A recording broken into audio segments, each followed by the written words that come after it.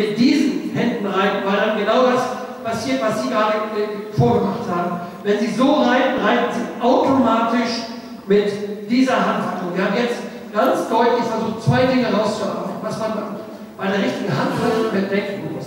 Man muss versuchen, die Hände so zu halten, dass die kleinen Finger dichter als die Daumen zusammen sind. Probier das mal. Kleine Finger dichter als die Daumen zusammen.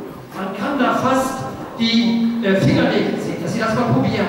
Kleine Finger dichter zusammen als die Daumen. Und dann kommt etwas, was unheimlich wichtig ist. Das sehe ich jetzt hier bei dir auch. Hier sind einen Daumen so, den anderen so. Jetzt nehmt mal, das klingt unglaublich doof, wenn ich das sage, aber das ist ein ganz großer Unterschied.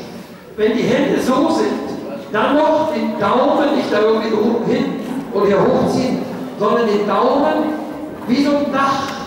Und sogar jetzt, wenn man es ganz akademisch macht, wie ein Spitzdach oben drauf, und jetzt auf das Wort aufpassen, drauf legen. Nicht drauf drücken, eben nur drauflegen. Warum? Und das haben wir den richtigen immer begründet.